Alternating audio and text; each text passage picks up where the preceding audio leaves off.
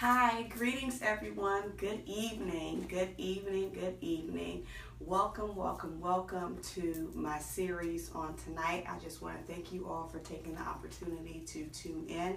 Let me give a brief introduction of myself. This is a brand new page that I decided to start just to kind of focus the outlook on helping people with their finances, restoring their credit, and giving them the encouragement that they need to kind of get out of debt. So to briefly introduce myself, my name is Sophia Cardi. I am a debt demolisher and the founder of OneHealthyBodyAtATime.com, which is my blog site that I basically use to document my journey on getting out of debt, living a healthier lifestyle, increasing my finances, living a better lifestyle with my finances, as well as building my spiritual relationship and growth with Christ.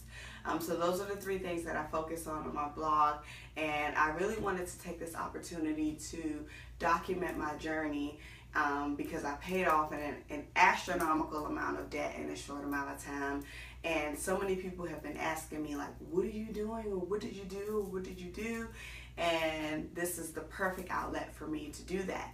And in doing so, and speaking with a lot of people, I'm hearing the cry out for help that so many people need help with their credit. So many people need help with budgeting techniques.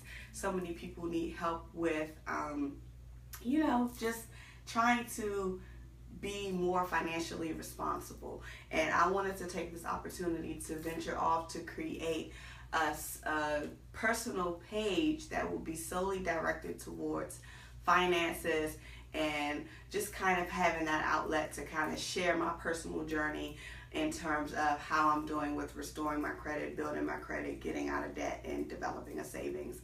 So tonight is going to be the official first feature for Now Wise Up, and I'm going to talk about credit. So I recently received my quarterly report, because on a quarterly basis I receive an update on my credit score, and it'll give me the outline of what has changed within my score, if there were any items that dropped off of my credit report, if there were any new items that popped onto my credit report, or if if there were like significant increases in like my credit card limits or something like that, or something changed within a balance. Anything significant, it is reported to me on a quarterly basis. So I just received my quarterly update, and this is for my score as of July. This is my July report.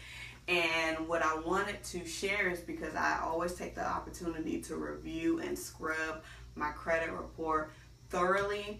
And as I was reviewing this batch, I said, wow, I was looking at the positive influences and the negative influences, and I said this will be an awesome topic to discuss on tonight. So just to kind of give you a little bit of a background, I don't know if most of you follow my personal page, but I do have a personal page on Facebook, Sophia So Cardi. I did a live video on my personal page because I normally have these different segments each week: finance night, health night, and faith night. And I did a particular series on a finance night which talked about, the components of your credit score and why your credit is so important and how it impacts you. And after that live video, I had a lot of feedback, and a lot of people kind of wanted to know, well, how can I, take these things to the next step? And they found the live to be very informative. So if you haven't had an opportunity, I would really, really, really like you to take a look at my page, go to my Facebook page, and find the video that I posted on on finance night about your credit and what comprises your credit and stuff like that. That live video was very, very, very informative. I don't want to repeat the wheel right now because I really want to focus on catering to your time, and also just kind of getting to the point and the purpose of this live, which is to kind of talk about the positive and the negative influences that have impacted my credit specifically in this quarter. Okay, so for me, I had quite a few changes. My score is pretty good. So what I'll do is I'll just kind of run through the report that I get on a quarterly basis. So my report just basically gives me a summary of any changes that occurred during the quarter. So if there were any changes in my personal information, such as my identification information or any address changes, things of that nature, it does tabulate and keep a record of the number of changes that have been identified in your personal information, and that's for all three credit bureaus, which is Experian, Equifax, and TransUnion. In addition to that, I also get a summary of all of my account information. If I have any new or changed accounts, which I mentioned earlier, if there were any accounts that closed, because a lot of times if you have an account, let's say if you had a balance or a card, or if you had any open account that you've paid off, it normally does not drop off of your credit report right away. It can take years before it actually falls off your credit report. So there will be instances where, you know, you could have paid off a credit card, or you could have paid off a loan in full, and you still see it on your credit score. After a while, it will drop. Like, I think it's maybe 5 or 7 or sometimes 10 years. It just depends on what the loan type is. It will drop off of your credit report. So what the summary of changes is letting me know is if I had anything that has been closed and dropped off of the report. It also gives me a summary of any balance increases. So like I said, if I'm using my credit card, and normally I try to keep my credit card usage to below 10% or no more than 10% of my credit limit. So if it jumps, like let's say if it jumps to maybe I'm using 20%, I will get a notification to say, okay, this is the number of accounts that with a balance increase. It also captures any negative information that's been added. So negative information would be anything from collections. Let's say if you have any collection items that pop up, if anyone wants to report any delinquencies on your record, those things will come up in the summary as negative items. Late payments, collection items, things of that nature. It also summarizes my status improvements. I'm not really sure what that means. I haven't, so far my status improvements have just been 0 across the board, so I can't really go into further detail into what the summary is actually trying to project, but it does give you the status improvements. I'm assuming if there's any changes, like if your credit score is significantly jumping from maybe like a poor to a good or a fair or, you know, excellent. I'm assuming that's what it means, but I can look into that and do another video later on to explain what this summary is once I get my answers. And then it also gives me a summary of any credit limit increases. So I did another post on my personal Facebook page where I indicated that 2 of my credit card companies had increased my credit limit without me even asking. And that, and just to kind of speak on that just a little bit, it kind of goes into the fact of you being very good with your history in terms of paying your credit card balances. Even if you don't pay the balances off in full, at least making the payments, you're showing that level of responsibility with your credit card account. They will increase the limit. So one card got increased by, I want to say maybe $3,000. The other one increased by, I want to say like almost $10,000, and I was shocked. So just to know that it just jumped like that without them even notifying me, letting me know. I mean, I don't have a problem with it because that's still not going to trigger me to want to spend more, but just to kind of know that, you know, they're giving me that raise in my limit, which actually works in my favor, because the higher that my credit limit is, the more I will be able to charge, let me see if I can say this right, the more that I'll be able to charge in a month without it exceeding, you know, the percentage. So it'll allow my dollar amount to be higher in terms of if I wanted to keep my card balance no more than 10% of whatever my credit limit is. So the higher your credit limit is, the higher amount that you'll be able to kind of fall into that 20% or 10% or 30% of using your credit limit without it negatively impacting your score. Okay, so moving on, some of the other things that it summarizes is the number of inquiries, and I've talked about inquiries as well in prior videos. Your inquiries is anything where if anyone puts in your social security number and they are running your social. They are running your social to see or to determine your credit worthiness. They're pulling your credit report to see how your habits are in terms of paying off debt or requesting new debt or, you know, things like that. So your inquiries do count. So they give you a summary of that. It also gives you a summary of any new public records. So your public records could be anything from collections as well. So, or any changes that may be announced publicly. So those will be summarized on your account too. And then they have other items if there's anything that's been removed from your file. And again, this is a summary for all 3 credit bureaus. So that's just a snapshot. They're giving me a snapshot of what changed in my credit report from last quarter until now. So the next page kind of gives me my personal credit scores. It will break down my credit history over the last I want to say the last 4 quarters, and it'll give you the score on a quarterly basis for the past 4 quarters for each credit bureau. So I'm not going to reveal my score, but let's just say I do have excellent credit, so I am in the excellent range for all 3 credit bureaus, and it'll just kind of show you your trend so you can see how you're moving, which is what I like because I'm a visual person. So I like to see if you know, if my credit score is stagnant or if it's increasing a little bit or if it's going down or what could cause it to go down, because it can fluctuate. So one of the things that I like that it gives you in the summary is that it gives you your national ranking. So for me, it says it'll basically give me my comparison in terms of percentages for each credit union, for each credit bureau, sorry. So right now it says that my credit score for Equifax, my credit score is higher than 70% of the U.S. population.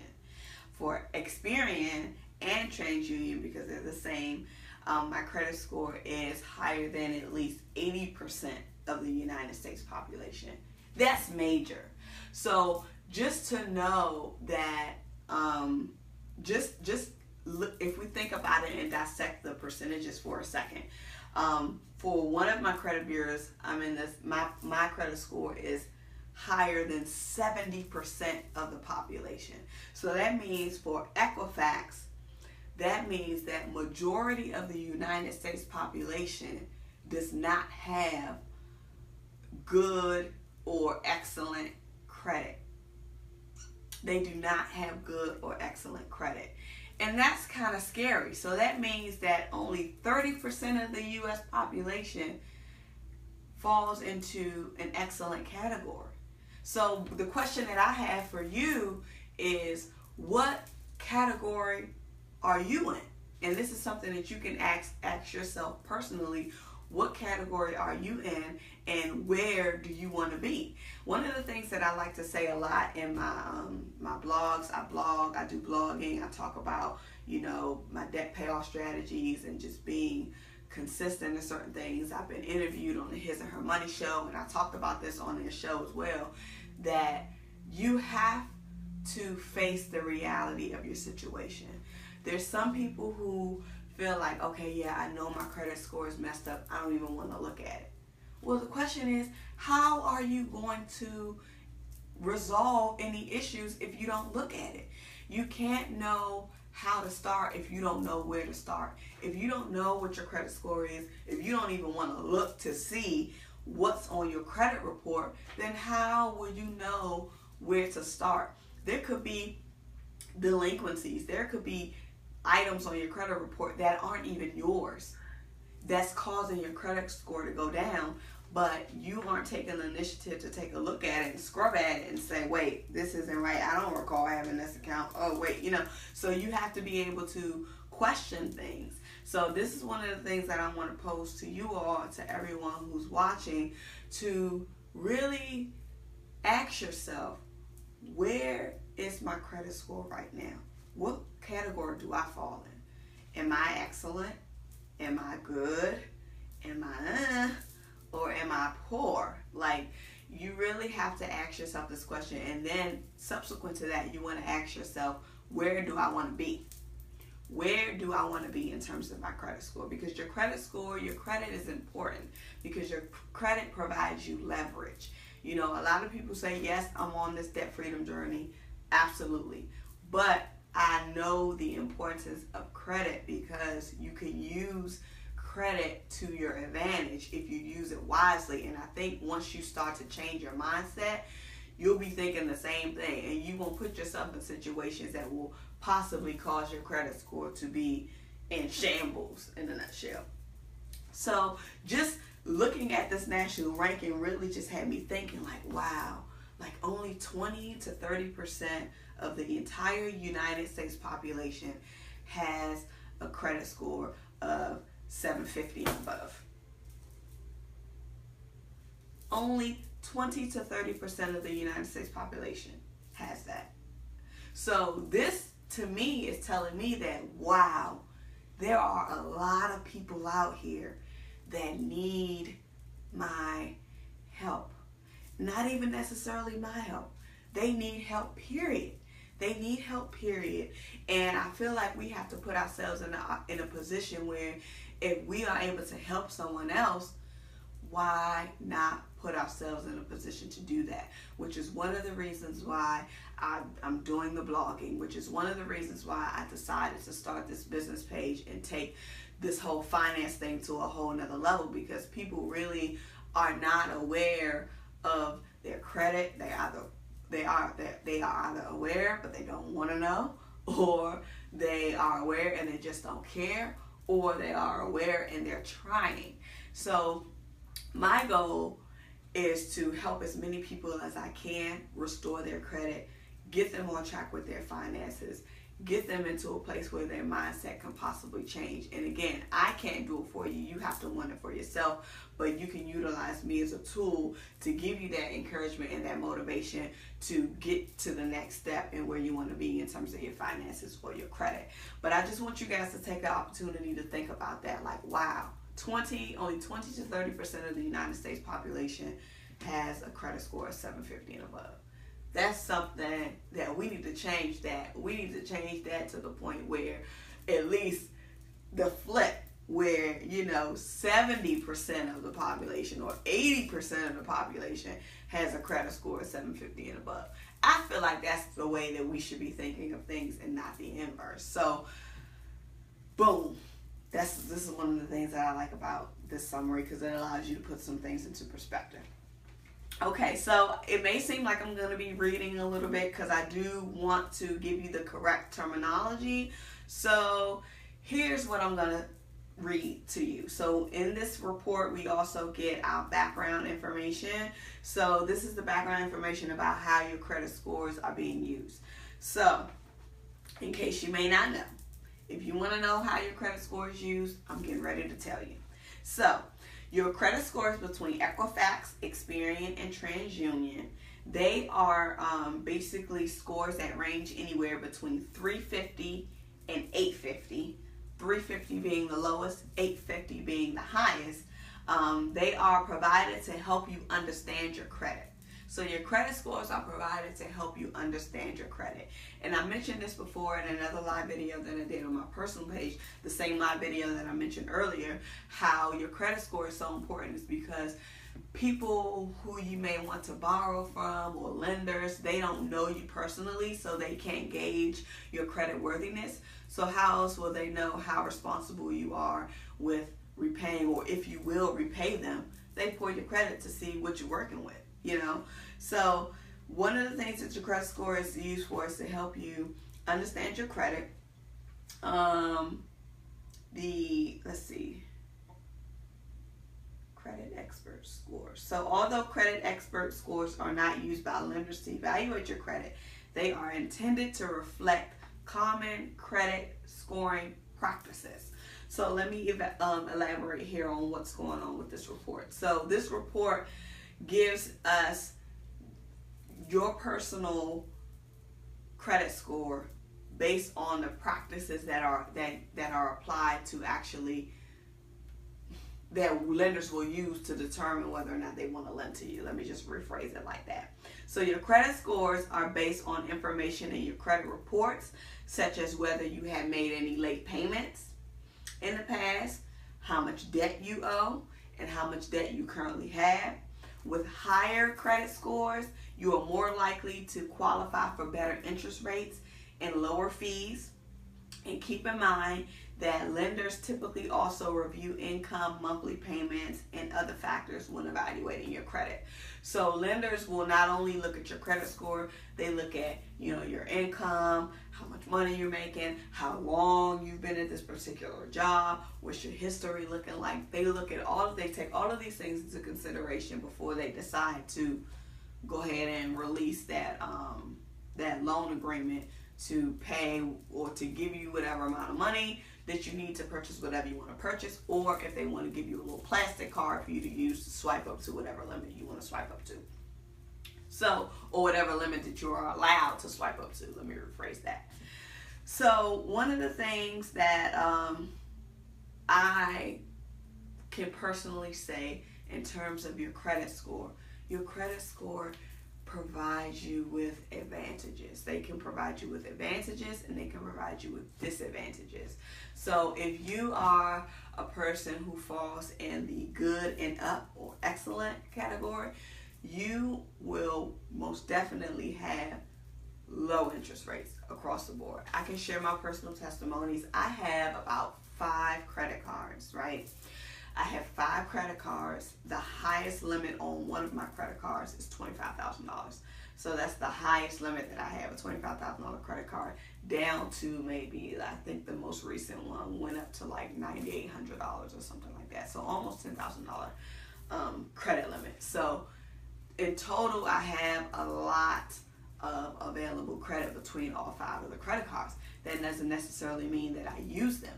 Now, for each of the credit cards, I am able to get the lowest interest rate on all of them now.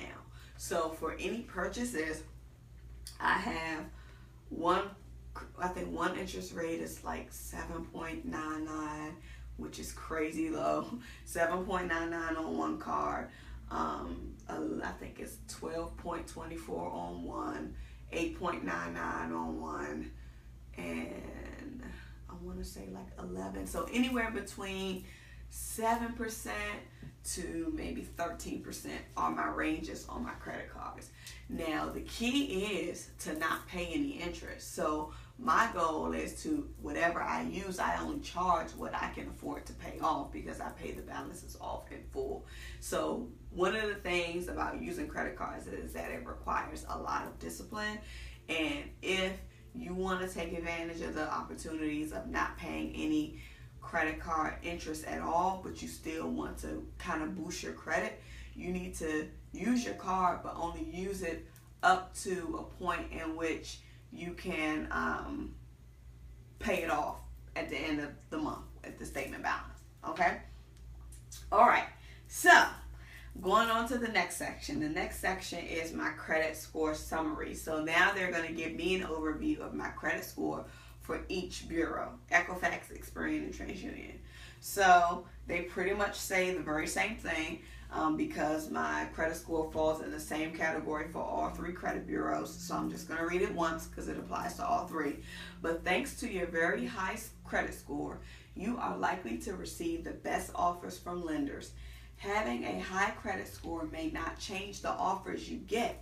The additional information you provide as a part of your credit application, such as your income, your monthly payments, things of that nature, will determine whether you get the lowest interest rates, highest credit limits, in loan amounts or other special benefits. And I really, really, truly believe and know that this is true, because I've seen myself get offers in the mail where I can do balance transfers at 0% for 18 months.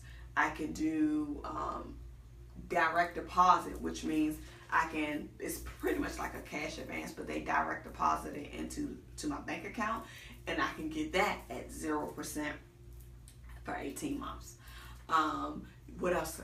Other offers I get in the mail. You get low interest rates, you get high credit limits. Like I was saying, one of my cards is just one is $25,000. That's like crazy. So that's just one of the things that I see to be true, that having a good credit score and a good credit history will allow you to get these types of benefits that you can use to your advantage. Not saying that you should, but just to know that it's there is, it's good, at least for me. So now we're going to get into the meat and potatoes. The positive factors that influence your credit score and may take your credit score even higher. And this one is summarized as based off of Equifax data. So I can just summarize those things for you that is positively impacting my score. Now again, I wanted to share my personal results with you guys.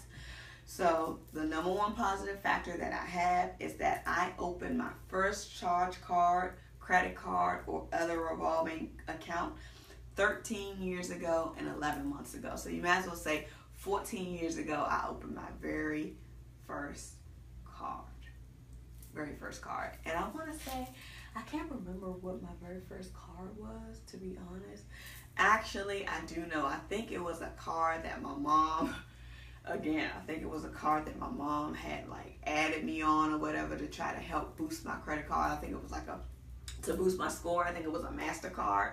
And then once I got to college, I want to say my sophomore year of college, I opened up my very first own personal Bank of America credit card. So that was my first official card. That was only mine, but I think my first one was with my mom. She did like an add-on to add me on to help get my credit boosted. And I'm going to tell you how the loan history positively impacts your score. So having credit accounts for a long time is considered positive because it provides information on how you typically use your credit and repay your debts. So accounts that were open 30 or more years ago are considered the best. So that means I got about 15 more years to have a card on file before it will actually look like the best, the best history on my account. So 30 years, that's a long time, y'all. That's a long time. All right. So the next thing that's positively influencing my credit score is that on average, I'm using only 1% of my credit limit on all of my credit cards and other revolving debt. This only includes accounts that have the credit limit or highest balance reported and are open and have a balance or have been recently updated by my lender. So this is huge. This kind of goes back into what I was saying before, how the increases in my credit limit actually benefits me, because what it's doing is it's shrinking, it's allowing my usage percentage to be a lot lower. So because on average I keep my credit card usage to a point where I can pay it off, the higher my credit limit is, now it's only showing that I'm only using 1%, as opposed to if my credit limit was lower, then I would possibly be using maybe 10%, if everyone is following. So your credit limit definitely plays a huge part, and the higher your credit limit and the less you use, the better. So the lower that usage percentage is the way you need to be. So using a small portion of your credit limit is usually considered positive because it demonstrates that you do not need to use all of your credit that's available to you. In contrast, high usage is usually considered negative because you could be using more credit than you can reasonably afford to pay. And I said this too in my last video. You guys really have to check out my personal live video on credit. It was amazing. What I'll probably do is, I think I uploaded it on my YouTube channel. So if you're not able to find it on my live, or on my personal page, just let me know. I can send you the personal link to where you can find the playback on YouTube. But that's very, very, very powerful. So note that if your credit limit is not reported, the highest balance is used instead. That's just a little caveat that they're including in so we can kind of gauge how they're coming up with these determinations in terms of the 1%. Okay, so the third positive factor that's influencing my credit score is that I have always made my payments on time. You have always made your payments on time.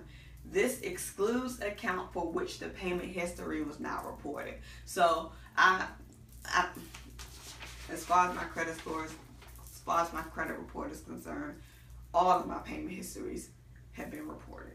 So paying your accounts on time is considered positive. So this excludes any, note that accounts from external third-party collection agencies are not used in evaluating this factor. So this does not include if you had any collections or anything on your account. They don't keep track of that. But what they are keeping track of is the number of payments that you're making on time for open accounts that are on your credit report that are not in collections. I don't have any items in collections, but making your payments on time is so important. I stress this so much, especially on that last live video. Pay it on time. Pay it on time. Pay it on time is one of the major components of your credit score. You have to make your payments on time. You have to. So those are the three positive influences that are impacting my score: making my payments on time, only using 1% of my credit limit on all 5 of my credit cards and revolving accounts, and then me having a long history, having my credit card, or having my first credit card history for almost 14 years now. Might as well say 14 years now. All right, so now we're going to jump to the back where it talks about the negative factors that are influencing my score, because theoretically, I want to be at the top of the scale. I have a goal. My goal is to have an 850 score. I want to have an 850 score. So, let's see. What are some of the things that are causing me not to reach the goal? So, the negative factors that are influencing my score and could possibly make it lower is that I owe debt on 4 credit cards from a bank. Right? So, let me break this down. I told you guys that I had 5 credit cards, right? I do use them, but I pay them off in full. But having balances or owing money on that many cards, that's a revolving debt, because that's another thing that I talked about in my other live video. I talked about how revolving debt could be considered negative, so you don't want to have too many revolving debt accounts on your credit report. This is why. So credit cards are considered revolving debt. Credit cards is basically kind of like, they just give you a limit, and it's up to you whether or not if you can meet them in there's no how can I say this? There's no structure or like restriction around credit cards outside of the limit. So if you have a credit card that's $25,000, you could swipe up to $25,000 if you want to, but who's to say that you can pay that $25,000 off? You may not. And then when they start tacking on all of this interest, then you're going to be like going overboard, you're going to be over the limit and all of this kind of stuff, and it's just going to be crazy. So credit cards, you can't really gauge a person's responsibility, which is why it's considered a negative factor because it's a revolving debt. So because I have 4 credit cards that I have balances on, even though they're small, because I had the balance at the time that the statement closes, it's still considered a balance, and it's still considered as me owing on the card, even though the next month I'm going to make the payment and pay it all off. So I have 4 cards that, at the time that the statement closed, I had a balance on. One could have been $50, one could have been $80, one could have been $300, one could have been $1,000 or $2,000. It could have been. But because I had those balances on each of those cards and it's a revolving debt, that's considered a negative factor. So that's a negative factor. So this only includes accounts that have been recently updated by the lender. So store cards, finance company accounts, and credit union accounts are excluded. So the accounts that fall into this category are like my credit card accounts, like my Bank of America, Discover, and stuff like that. Okay, so having a balance on a lot of accounts is usually considered negative because you could be living beyond your means. That's the key that I was trying to make. You could be living beyond your means and may not be able to repay your debts. The more accounts that have a balance, the more it hurts you. So this is telling me that, okay, I need to, if I'm going to continue to use the cards, this is going to be my trick, and I'm going to see if it's really going to work. Instead of me waiting to get the statement in the mail to tell me how much I need to pay off, because remember, your statement balances was captured on your credit report. So if I charge and I say, okay, I charge $500 worth of stuff, my statement closes today. Right? My statement account closes today. So that means $500 is going to be sitting out on my credit report as a debt on a revolving account. So what I need to do if I want to lower this, because remember it says the more accounts that have a balance, the more it hurts your score. So if I want to say, okay, I just want to have one revolving account that has a balance at the end of the period or at the end of the statement date.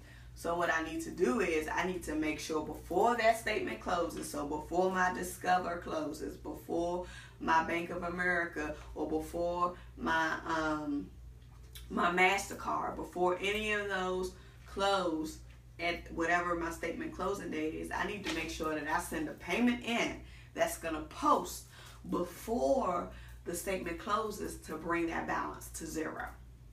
So the key is now what I'm learning just by going through this with you guys is that I need to make sure that I have a zero balance at the end of my statement period.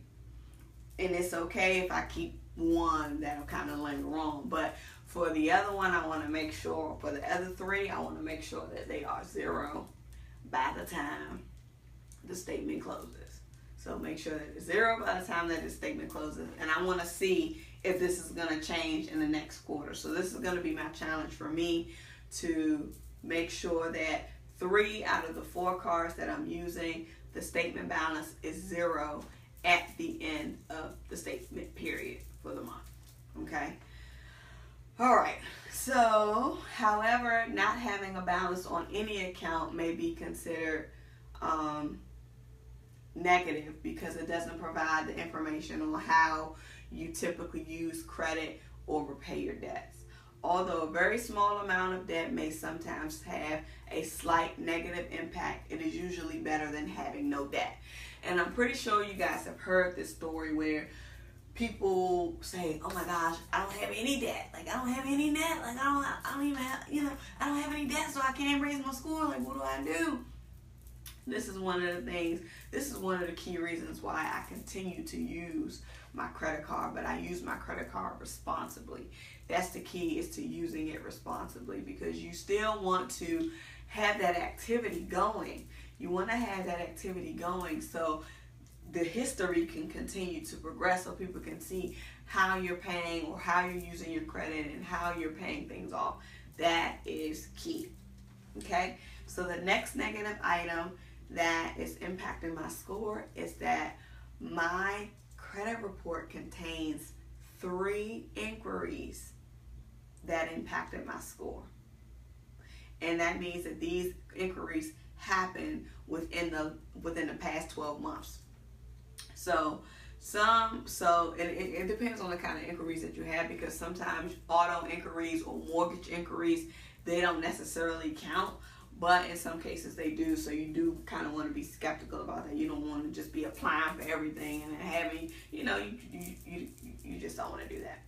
So applying for credit can be considered negative. When you apply for any type of credit, such as an auto loan, credit card, department store card, or mortgage, you authorize the lender to request a copy of your credit report. This gets recorded in your report as a hard inquiry. I talked about that in my last live video, y'all. I'm telling you, y'all gotta check it out. Hard inquiries count. They count against you because they count as a hard pull, which means that you are trying to get money for something. And if you have a lot of inquiries, that's going to draw a red flag to the lender to probably say, well, wait, what's going on with them? Why is she, running all of these credits, trying to get all of this money? Was she in a rock and a hard place? What's going on? Can she repay? What does she need this money for? So that's some of the things why it's considered a negative impact and it's considered a hard inquiry. But lenders dislike seeing too many hard inquiries in a short period of time, such as within a year, 12 months, because they cannot tell whether you are shopping for the best rates or if you are desperately trying to obtain more credit due to financial trouble. That's exactly what I just said. See, all these things are key. I'm telling y'all, it's key. Okay. So mortgage and auto loan applications made within the last 30 days, they do not count.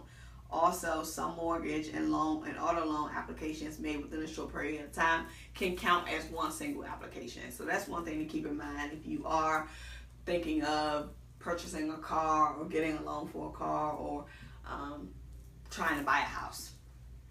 Okay, so the last negative thing that's impacting my credit score is that I have 2 accounts from personal finance companies that were reported.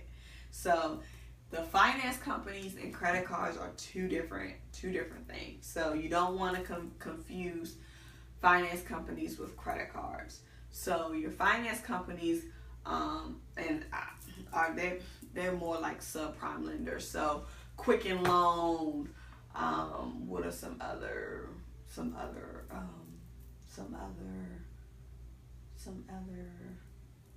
finance companies like Quicken Loan? Just Google it. Google finance companies and it'll come up. Try to stay away from those. But having an account from a personal finance company is considered negative because this type of company, also known as subprime lenders, specializes in lending to people with credit problems. That's key. That's key. That's key. So that's probably why it's considered a negative highlight, because if you're going to a finance company, they're tending to lend to people who can't get credit from like a regular bank or, things of that nature. So if you're going through a finance company, they're thinking, oh, this person has credit problems. Like, oh, she probably won't be able to repay. So those things are kind of considered negative. So typical finance company accounts include debt consolidation loans, point of sale finances, and that could be for appliances, furniture, medical, dental procedures, stuff like that. On average, people who have personal finance company accounts are less likely to repay their debts. As a result, having even a single account from this type of lender is a negative impact, even if the loan is now paid in full or has perfect payment history. Ooh, that's key, y'all. See that? I didn't know. See, because I have a personal finance company, but not for the reasons of me thinking like I had credit problems. I was just trying to shop around for the best rate. And this was one of the things that just kind of came through. So now me knowing, okay, I need to kind of stay away from taking out loans, which is what I plan to do, because I had this thought today while I was on my way home from work, and I was listening to different podcasts. The His and Her Money Show is an amazing podcast. You guys need to check it out. But I was listening to the His and Her Money Show, and it dawned on me. I was just like, wait, because someone had made a statement. Whoever was being interviewed had made a statement, is that we use our credit cards as an emergency fund, and then we use our credit score as a sinking fund. And that stuck with me, because I was like, man, that is so true. Whenever I'm in a bind, I'm like, oh, I can put it on my credit card, but let me figure out how I can, pay it off, or, moving stuff around, or putting it on one card and then balance transferring it so I can have 18 months to pay it off, and so I can have 18 months to pay it off at 0%.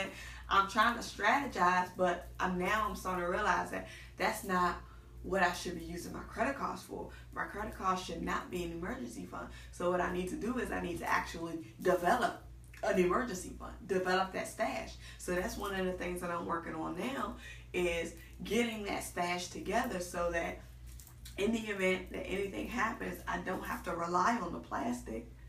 I don't have to rely on the plastic, and I won't have to worry about trying to finagle things and move stuff around, so I can be able to pay stuff off at 0% interest. If I already have the funding there, I won't have to worry about it.